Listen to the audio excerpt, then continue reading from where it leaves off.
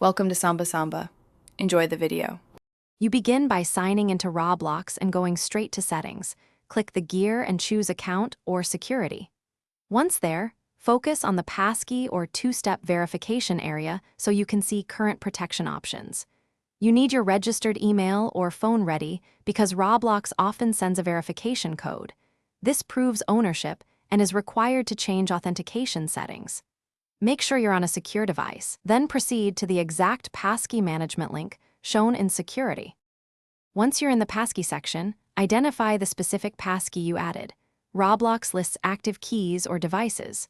You'll be asked to authenticate again with a code or device prompt, so complete that step to prove it's you. After authentication, select the Remove or Delete option beside the target Passkey. Roblox asks for confirmation because removal weakens that login method. Confirm the deletion and wait for the success message because the system needs a moment to update your account records.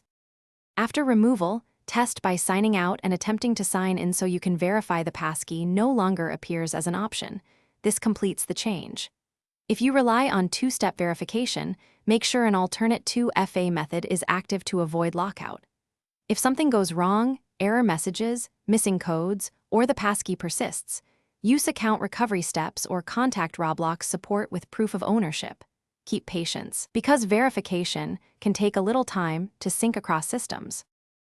Thanks for watching. Consider subscribing if we helped you.